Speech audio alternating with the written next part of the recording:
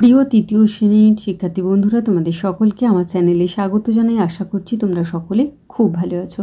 আজকে আমি তোমাদের 2024 সালের রায়োমাটি নিয়ে যে প্রশ্নবিচিত্রা প্রকাশিত হয়েছে তার 213 পাতা এবং 214 পাতায় যে 10 নম্বর এবং 11 নম্বর স্কুল রয়েছে, সেখানে তৃতীয় শ্রেণীর সেকেন্ড ইউনিট টেস্টে পরিবেশের প্রশ্ন দেওয়া রয়েছে। আমি আজকে উত্তরগুলো তোমাদের দেখিয়ে দেবো। ইতিমধ্যে যারা চ্যানেলটিকে সাবস্ক্রাইব করে নিয়েছো তাদের সকলকে অসংখ্য ধন্যবাদ জানাই। আর যারা নতুন দেখছো তারাও চ্যানেলটিকে সাবস্ক্রাইব করে নিয়ে সাথে থেকো। চলো তাহলে শুরু করছি। দেখো, একের দাগে সঠিক উত্তরের তলায় দাগ দাও। কয়ে ঝড়ে উঁচু বাড়ির বেশি ক্ষতি হয়। ক্ষয়ে বর্ষাকালে আমরা পরি রেনকোট। গয়েরটা দেখো, কলকাতার রাস্তায় অনেক পুলিশের সাদা পোশাক আছে। ঘয়েরটা থাকার জন্য চাক তৈরি করে মৌমাছি। দুইয়ের শূন্যস্থান পূরণ করো। কয়ের গরমের সময় পরার জন্য সুতির কাপড় ভালো। ক্ষয়ের পিনকোড আসলে পোস্ট অফিসের নম্বর। গয়ের পালকি যারা বহন করে তাদের বেহারা বলে। ঘয়ের ওলনদড়ি দিয়ে গাঁথনি ঠিক হয়েছে কিনা দেখা যায়। তিনেরটা হচ্ছে সঠিক বাক্যের পাশে টিক এবং ভুল বাক্যের পাশে ক্রস চিহ্ন দাও। কয়ের এক জায়গায় স্থায়ীভাবে বাস করার জীবনকে বলে যাযাবর জীবন। এটা হবে ক্রস চিহ্ন দেবে কাটা। ক্ষয়েরটা অনেককাল আগে মানুষ গুহায় থাকতো, এটা টিক দেবে রাইট চিহ্ন।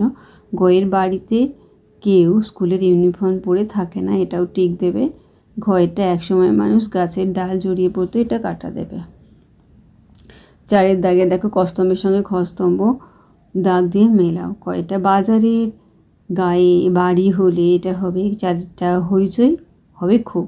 ক্ষয়ের পাট হলো এটা হয়ে যাবে এক একটা গাছের আঁশ। গয়ের ঠাকুরদা ঠাকুরমারা ছোটোবেলায় পড়তেন, এটা হয়ে যাবে দুই একটা ধুতি আর শাড়ি। ঘয়ের যেখানে মাটির নিচ থেকে কয়লা তোলা হয়, এটা হয়ে যাবে তিনেরটা ধস নামে।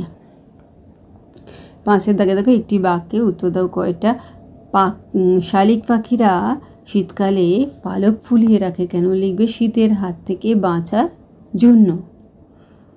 ক্ষয়টা দেখো, একটি লুপ্ত জীবিকার নাম লেখো, লিখবে পালকির বেহারা। গয়েরটা দেখো, গোলকিপারের আলাদা জার্সি কেন? লিখবে যে ফুটবল খেলায় হাত দিয়ে বল ধরতে পারে শুধুমাত্র গোলকিপার, আর বাকি খেলোয়াড়দের থেকে তাকে আলাদা করার জন্যই গোলকিপারের আলাদা জার্সি থাকে। এরপর ঘয়েরটা দেখো, বাড়ির দরজা না থাকলে কি হবে? দেখো, লিখবে যে বাড়ির দরজা না থাকলে বাড়িতে ঢোকা এবং বেরোনো যাবে না। অন্যভাবে বলতে পারো যে দরজা না থাকলে অপরিচিত কোনো মানুষ বাড়িতে প্রবেশ করবে, ধুলো বালি নোংরা সমস্ত কিছুই বাড়িতে ঢুকবে। আচ্ছা, এরপরে আমরা চলে যাই 11 নম্বরে। দেখো, বর্ধমান বিদ্যার্থী ভবন প্রাইমারি বালিকা বিদ্যালয়। একের শূন্যস্থান পূরণ করো। কয়েকটা শন গাছের আঁশ সবচেয়ে শক্ত। ক্ষয়ের কার্পাস তুলো থেকে সুতো তৈরি করা হয়। গয়ের সিনথেটিক উলকে বলা হয় ক্যাশমেলন। ঘয়েরটা চরকায় তুলো পাকিয়ে যে মোটা সুতো তৈরি করা হয় তা হলো সুতি বা খদ্দর। দুইটা ঠিক বা ভুল পাশে লেখো। কয়েকটা সাগরের কাছাকাছি অঞ্চলে ঝড় খুব কম হয়, এটা হবে ভুল। ক্ষয়ের পশম সোয়েটার তৈরিতে কাজে লাগে, এটা হবে ঠিক। গয়েরটা একটি না মানুষ হলো মৌমাছি, এটা হবে ঠিক। ঘয়েরটা হচ্ছে যারা কাঁচা বাড়ি তৈরি করেন তাদের বলে ছুতুর, এটা হবে ভুল। এরপর তিনের দাগে সঠিক উত্তরটি বেছে নিয়ে লেখো। কয়েকটা ইজের এক ধরনের, এটা হবে প্যান্ট। ক্ষয়ের খেজুর পাতা দিয়ে পাটি তৈরি হয়। গয়েরটা অনেক বাড়ির দেওয়াল দরমা দিয়ে ঘেরা থাকে। ঘয়ের পিনকোড নম্বরটি সবসময় 7 সংখ্যার হয়। চারেরটা দেখো, বাম দিকের সঙ্গে ডান দিক মেলাও। সুকুমার রায়। কয়ের সুকুমার রায় হয়ে যাবে তিনেরটা আবোল তাবোল। ক্ষয়ের সত্যজিৎ রায়, এটা হয়ে যাবে চারেরটা পথের পাঁচালী। গয়ের প্রাচীন জীবিকা, এটা হয়ে যাবে গয়েরটা কামারের কাজ। আর ঘয়ের লুপ্ত জীবিকা, এটা হয়ে যাবে একেরটা বেহারার জীবিকা। পাঁচেরটা দেখো, কি কাজে থাকলে লোকে কি ধরনের পোশাক পরে? দেখো, ডাক্তার, এখানে লিখবে অ্যাপ্রন। খেলোয়াড়রা জার্সি, আর স্কুলের ছাত্রছাত্রী ইউনিফর্ম, আর খাকি রঙের পোশাক পুলিশ। ছয়টা দেখো, পূর্ণ বাক্যে উত্তর দাও। কয়টা পরিবার কাকে বলে? লিখবে রক্তের সম্পর্কের ভিত্তিতে গঠিত স্থায়ী সম্পর্কের মাধ্যমে একসাথে থাকাকে পরিবার বলে। ক্ষয়েরটা দেখো, বাড়ির কাছাকাছি জলের স্তর না থাকলে কি অসুবিধা হবে, লিখবে কল বসানোর অসুবিধা হবে। গয়ে রাজমিস্ত্রির দুটি যন্ত্রের নাম লিখবে, লিখবে কর্ণিক, আর একটা লিখবে ওলন্দরি।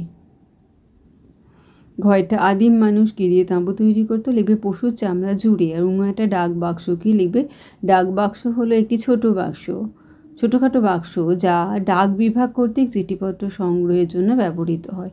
ছয়টা দেখো, জীবিকা কাকে বলে, লিখবে জীবন ধারণের জন্য মানুষ যে কাজ করে সেটাই হচ্ছে তার জীবিকা। আচ্ছা, এরপরে দেখো 7 দাগে বলা আছে 2-3টি বাক্যে উত্তর দাও। দেখো কয়ের কয়লা খনি অঞ্চলে কেমন দুর্যোগ দেখা যায়। দেখো কয়লা খনি অঞ্চলে মাটির নিচ থেকে কয়লা তোলা হয়, তাই সেখানে ধস নামে, বাড়ি বসে যায়। আর কয়লা তুলে কয়লার খনি খাদ বালি দিয়ে ভালো করে বুঝিয়ে দিতে হয়। আর ওই সব জায়গায় হালকা কাঠ ও টিন দিয়ে বাড়ি তৈরি করা উচিত। ক্ষয়ের প্রশ্ন দেখো, যাযাবর কাদের বলে, লিখবে যারা জীবন জীবিকার তাগিদে এক জায়গা থেকে অন্য জায়গায় ঘুরে বেড়ায় তাদের যাযাবর বলে। গয়েরটা দেখো, মানচিত্রের দিকগুলো কীভাবে লিখবে। দেখো ওপরটা উত্তর দিক, নিচে দক্ষিণ, ডান দিকটা পূর্ব আর বাঁ দিকটা পশ্চিম দিক। 8টা দেখো, নিচে পুরো ঠিকানা লেখো। এখানে নাম লিখবে, বাবার নাম, গ্রাম, পোস্ট, থানা, জেলা, পিন নাম্বার লিখবে। তাহলে আমার প্রিয় তৃতীয় শ্রেণীর ছোট্ট বন্ধুরা, আজকে তোমাদের আমি 2024 সালের রায়মার্টিনে নিয়ে যে প্রশ্নবিচিত্রা প্রকাশিত হয়েছে তার 10 ও 11 নম্বর স্কুল, আর পেজ হচ্ছে 213 এবং 214, সেখানে সেকেন্ড ইউনিট টেস্টে পরিবেশের প্রশ্ন দেওয়া রয়েছে। আমি তার উত্তরগুলো দেখেছিলাম, আশা করছি সকলেই বুঝতে পেরেছো। ভিডিওটি দেখার জন্য তোমাদের সকলকে অসংখ্য ধন্যবাদ জানাই। ভালো লাগলে লাইক করো, কমেন্ট করো, বন্ধুদের মধ্যে শেয়ার করো। আর আগামী দিনে নতুন নতুন ক্লাসগুলো পাওয়ার জন্য অবশ্যই চ্যানেলটিকে সাবস্ক্রাইব করে নিয়ে সাথে থেকো। তোমরা সকলে খুব ভালো থেকো।